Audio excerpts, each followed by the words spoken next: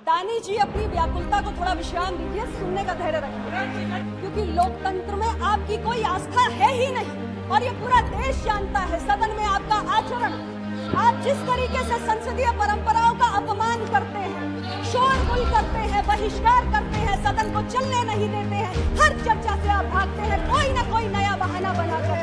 देश की जनता आने वाले चुनाव में अपने और भी बड़े विश्वास से आपके अविश्वास को खारिज करने का काम करती है।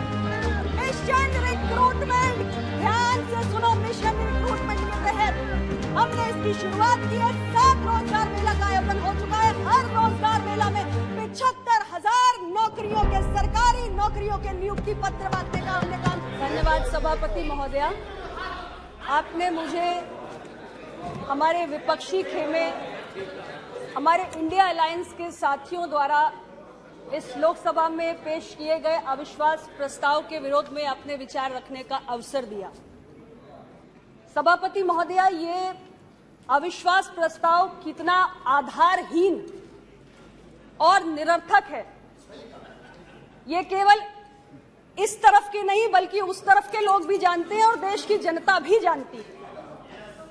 और स्वयं हमारे विपक्ष के साथियों की, हमारे इंडिया अलायंस के साथियों की स्वीकारोक्ति है कि सरकार के पास पर्याप्त संख्या है, समर्थन है और इस प्रस्ताव से सरकार की स्थिरता पर कोई असर पड़ने नहीं जा रहा है। अध्यक्ष जी, इस देश की जनता को ही नहीं बल्कि दुनिया के तमाम देशों की जनता को आज के इस उभरते हुए नए भारत की शक्ति पर यकीन है। आज भारत दुनिया के तमाम देशों के लिए एक उदाहरण बन चुका है और यही कारण है कि आज दुनिया के 1 नहीं, 2 नहीं, 3 नहीं, 14 देश ऐसे हैं जिन्होंने अपने सर्वोच्च राष्ट्रीय सम्मान से भारत के प्रधानमंत्री को अलंकृत किया है। लेकिन फिर भी हमारे विपक्ष के साथी परेशान हैं। हमारे विपक्ष के साथी बहुत, दानी जी अपनी व्याकुलता को थोड़ा विश्राम दीजिए, सुनने का धैर्य रखिए। सुनिए, मैं सबकी बात धैर्यपूर्वक सुनती हूँ, बिना किसी को हैकल किए, इसलिए सुनिए। अध्यक्ष महोदया, मैं सिर्फ इतना ही कहना चाहती हूँ कि करोड़ों भारतवासियों को सरकार पर विश्वास है। दुनिया के देशों में भारत उदाहरण बन रहा है, लेकिन हमारे विपक्ष के साथी इस लोकसभा के अंदर अविश्वास प्रस्ताव ला रहे हैं। इसलिए क्योंकि लोकतंत्र में आपकी कोई आस्था है ही नहीं और ये पूरा देश जानता है। सदन में आपका आचरण, आप जिस तरीके से संसदीय परंपराओं का अपमान करते हैं, शोरगुल करते हैं, बहिष्कार करते हैं, सदन को चलने नहीं देते हैं, हर चर्चा से आप भागते हैं कोई न कोई नया बहाना बनाकर। पूरा देश देख रहा है, पूरा देश देख रहा है। अध्यक्ष जी, 16वीं लोकसभा में मैं पहली बार सांसद बनके यहां आई थी 2018 में। चुनाव के ठीक 1 वर्ष पूर्व अविश्वास प्रस्ताव इसी प्रकार हमारे विपक्ष के साथियों द्वारा लाया गया और अब देखिए 2024 में चुनाव है, 2023 में फिर से अविश्वास प्रस्ताव आ गया। अध्यक्ष महोदया, यह बार बार अविश्वास प्रस्ताव चुनाव के पहले आता है, ये बड़ा खास हथकंडा है और हमारे विपक्ष के साथी जो इस समय बहुत निराश हैं, जो हमारे एनडीए गठबंधन की स्थिति है, हमारे विपक्ष के साथियों के अंदर हताशा है, हम सब जानते हैं। और फिर इस चुनावी हथकंडे का प्रयोग किया जाता है क्योंकि कहीं न कहीं इनको लगता है कि शायद ऐसा करके हमारी राजनीतिक जमीन मजबूत हो जाएगी, शायद चुनाव से पहले कोई ना कोई अप्रत्याशित चुनावी लाभ हमें प्राप्त हो जाएगा और इसी कारण बार बार इसका प्रयोग किया जाता है। लेकिन मैं अपने विपक्ष के विद्वान साथियों को इतना ही कहना चाहती हूं कि आपकी बहुत बड़ी भूल है, क्योंकि जब जब आप हमारी सरकार के ऊपर, हमारे एनडीए गठबंधन के ऊपर और मोदी जी की लीडरशिप के ऊपर अविश्वास व्यक्त करते हैं, तब तब देश की जनता आने वाले चुनाव में अपने और भी बड़े विश्वास से आपके अविश्वास को खारिज करने का काम करती है। अध्यक्ष महोदय, 2014 से बड़ा जनादेश हमें 2019 में प्राप्त हुआ। ये मैं अहंकारवश नहीं कह रही हूं, ये सत्य है। और 2019 से बड़ा जनादेश 2024 में मोदी जी के नेतृत्व में प्राप्त होगा। ये अहंकार नहीं है और ये कोई जुमला भी नहीं है, ये जनता के विश्वास के कारण मैं कह रही हूं। अध्यक्ष जी, मैं अपने विद्वान विपक्ष के साथियों से कहना चाहती हूं कि जनता का विश्वास प्राप्त करने के लिए जनता के मन में उतरना पड़ता है। और 9 वर्षों में हमारी सरकार ने अपने कार्यों से, जन सेवा के जो कार्य हमने किए, जनता के कल्याण के जो कार्य हमने किए, हमने जनता के दिल में जगह बनाई है। और जनता के मन में जगह बनाने के कारण मैं कह रही हूं कि 2019 से बड़ा जनादेश हम 2024 में लेकर आएंगे। मैंने पहले भी कहा कि आपके आचरण, आपके रवैये को भी देखा है, देश की जनता ने देख रही है, और हमारे विकास के मॉडल को भी देखा है। हमारा विकास का मॉडल जिसके केंद्र में है गरीब का कल्याण। अध्यक्ष जी, इस वर्ष हम आजादी के 76 वर्ष पूरे करेंगे। संविधान सबको बराबरी का अधिकार देता है। आजादी के 76 वर्षों में भी क्या देश के अंदर कोई भी ऐसा व्यक्ति होना चाहिए जिसे मूलभूत सुविधाओं की गारंटी ना हो? हमारी सरकार ने, मुझे गर्व है, इस बारे में सोचा।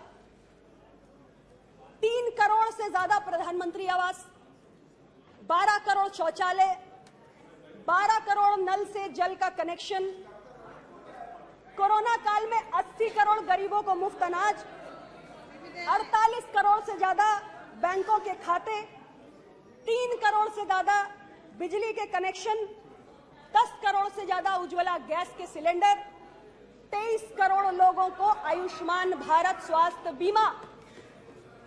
अध्यक्ष जी, मैं इस सदन से पूछना चाहती हूं, ये कौन लोग हैं समाज का, ये कौन सा तबका है जिसके पास आजादी के बरसों बाद सिर पे छत नहीं, पीने को पानी नहीं, जहां महिलाएं एक शौचालय के लिए तरसती हैं, जिनके पास बैंकों में खाते नहीं, बैंकों के दरवाजे जिनके लिए बंद हैं, जो बीमारी में इसलिए मर जाते हैं क्योंकि इलाज के पैसे नहीं। कौन सा तबका है ये समाज का वो वर्ग है जो दलित है, पिछड़ा है, कमजोर है, वंचित है, सालों तक वंचित रहा है, और उसके लिए, उसके हितों के बारे में मोदी जी की सरकार ने सोचा है। अध्यक्ष जी, ये आंकड़े बहुत कुछ कहते हैं, बहुत कुछ कहते हैं जो शायद हमारे विपक्ष के साथी समझकर भी समझना नहीं चाहते। लेकिन जो देश का दलित है, पिछड़ा है, गरीब है, वंचित है, जिसने सही मायनों में समझा नहीं कि भारत के लोकतंत्र और आजादी का सुख क्या होता है, उसको इन आंकड़ों की कीमत समझ में आती है, इन आंकड़ों का महत्व समझ में आता है। हमारे विपक्ष के साथी स्वीकार करें न करें, लेकिन एनडीए सरकार के गरीबी उन्मूलन के प्रयासों को वैश्विक संस्थाओं द्वारा मान्यता मिली है। सभापति महोदय, आईएमएफ ने हाल ही में अत्यधिक गरीबी को समाप्त करने का श्रेय मोदी जी की सरकार को दिया है। दुर्भाग्य है आप इन उपलब्धियों को नहीं देख सकते, ना हमारे प्रयासों को देख सकते हो, ना हमारी मंशा को स्वीकार करने के लिए तैयार हैं। लेकिन क्या सच से मुंह फेर लेने से सच बदल जाता है? अध्यक्ष महोदय, दबी जुबान से ही सही, खुले मन से न सही, लेकिन हमारे विपक्ष के साथी ये स्वीकार तो करेंगे ही कि हमारी सरकार ने गरीब का कल्याण किया है और सामाजिक व्यवस्था में सबसे निचले पायदान पे जीने वाले लोगों की पीड़ा को समझा है। ये राजनीति का वो युग है मोदी जी के राज में, जहां वंचित वर्गों को सबसे निचले पायदान से उठाकर उन्हें मुख्य धारा में लाने के एक नहीं अनेक प्रयास हुए हैं। सामाजिक न्याय के मापदंडों पर हमारी सरकार ने एक ऐसा उदाहरण पेश किया है जिसको आने वाली सरकारों को अनुसरण करने की आवश्यकता है। देश के सर्वोच्च संवैधानिक पद पर राष्ट्रपति के पद को कौन सुशोभित कर रहा है? सामाजिक व्यवस्था के सबसे निचले पायदान से आने वाली परम श्रद्धेय राष्ट्रपति जी श्रीमती द्रौपदी मुर्मू जी। ये लोकतंत्र की ताकत नहीं तो और क्या है? अध्यक्ष जी, सवाल यह है कि पहले की सरकारों में ऐसी पहल क्यों नहीं हुई? एक आदिवासी महिला लोकतांत्रिक व्यवस्था में सर्वोच्च पद पर आसीन हो, ऐसा ख्याल क्यों नहीं आया? क्या भारत का लोकतंत्र चंद अभिजात वर्गों की बपौती है? अध्यक्ष महोदया, मोदी जी की सरकार ने इस भ्रम को तोड़ के रख दिया है। हमारे मंत्रिमंडल को देखिए और आज मंत्रिमंडल में पिछड़े, दलित, वंचित की भागीदारी को देखिए। पूर्व की सरकारों के मंत्रिमंडल के स्वरूप को भी स्मरण कर लीजिए। ज्यादा कुछ कहने की आवश्यकता मुझे नहीं है। कितने पिछड़ों को, दलितों को, आदिवासियों का आपने मंत्री बनाया था। पीछे की पंक्ति में बैठने का काम नहीं करेगा इस देश का दलित, पिछड़ा, आदिवासी अग्रिम पंक्ति में आकर बैठेगा। ये मोदी जी ने व्यवस्था को बदलने का काम किया है। केंद्रीय विद्यालय, नवोदय विद्यालय, सैनिक स्कूल, इसमें पिछड़े वंचित समाज के बच्चे भी जाकर पढ़े। ये पहले किसी ने क्यों नहीं सोचा? रोका था क्या आपको किसी ने? राष्ट्रीय पिछड़ा वर्ग आयोग को संवैधानिक दर्जा देने की मांग अध्यक्ष जी हमारे विद्वान साथी है कितने वर्षों तक इस संसद के अंदर उठी है। क्या कुछ काम हुआ उस पर? अगर नहीं हुआ तो क्यों नहीं हुआ? मैं जो सवाल पूछ रही हूं उसका तो जवाब दो। अरे 2011 में आपने क्यों नहीं कराई? 2011 में आपने क्यों नहीं कराई? 2011 में जातीय जनगणना आपने क्यों नहीं कराई? आपको किसने रोका था? मैं पूछना चाहती हूं आप लोगों से। अरे अपने गिरेबान में झांक के देखो। अध्यक्ष जी, नीट की परीक्षा में पीजी के एडमिशंस में ऑल इंडिया कोटा के तहत पिछड़ों का कोटा, पिछड़ों को इसमें प्रतिनिधित्व मिले, ये मांग भी कब से उठ रही है? 2014 में मोदी जी की सरकार है, ये तो उससे पहले से उठ रहा है विषय। क्यों नहीं चिंता की गई? क्यों नहीं चिंता की गई? क्या मोदी जी का इंतजार कर रहे थे? और आज मैं कहना चाहती हूं सभापति महोदया, इस देश के पिछड़े, दलित, आदिवासी समुदाय से आने वाले युवा अभ्यर्थी राज्यों की तमाम प्रतियोगी परीक्षाओं में सामान्य से ज्यादा कट ऑफ अंक लाने का काम कर रहे हैं। कहीं योग्यता का अभाव नहीं है, कहीं काबिलियत का अभाव नहीं है। अभाव है किस चीज का? अभाव है अवसरों का, अभाव है इच्छा शक्ति का। और इस सदन में मैं कहना चाहती हूं कि दलित, पिछड़े, कमजोरों के हक में फैसले लेने की इच्छा शक्ति हमारी सरकार ने दिखाई है। इस देश के वंचित तबके को, पिछड़ों को, दलितों को, कमजोरों को मोदी जी के नेतृत्व में यकीन है, विश्वास है, आपको हो ना हो। हमें युवाओं के भविष्य की चिंता है। हमारी सरकार बताती हूं अभी, हमारी भारत दुनिया का सबसे युवा देश है। आपको युवाओं की ताकत पे भरोसा हो ना हो, हमें है। हमारी सरकार जिस दिन से आई, युवाओं की शिक्षा, उच्च शिक्षा, कौशल प्रशिक्षण और रोजगार सृजन पे हमने ध्यान दिया। अध्यक्ष महोदय, इनमें सुनने का धैर्य नहीं, आप सुनिए।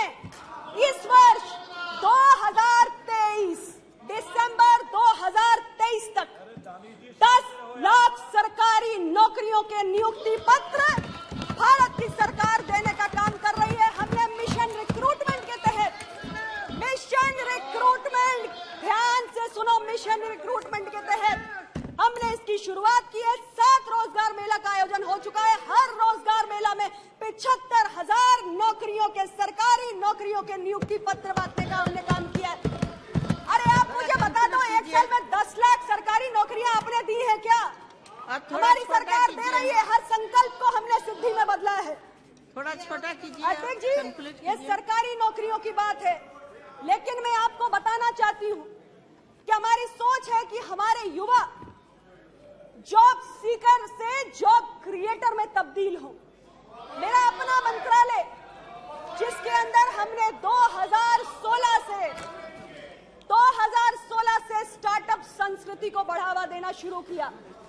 2016 से पहले इस देश के अंदर कुछ 100 स्टार्टअप हुआ करते थे, लेकिन आज मैं गर्व से कहती हूं कि 2016 के बाद हमारे मंत्रालय, हमारी सरकार के प्रयासों से भारत दुनिया का तीसरा सबसे बड़ा स्टार्टअप बनके उभरा है। आज हमारे यहाँ DPIIT रिकॉग्नाइज्ड 1 लाख के करीब स्टार्टअप से 99,380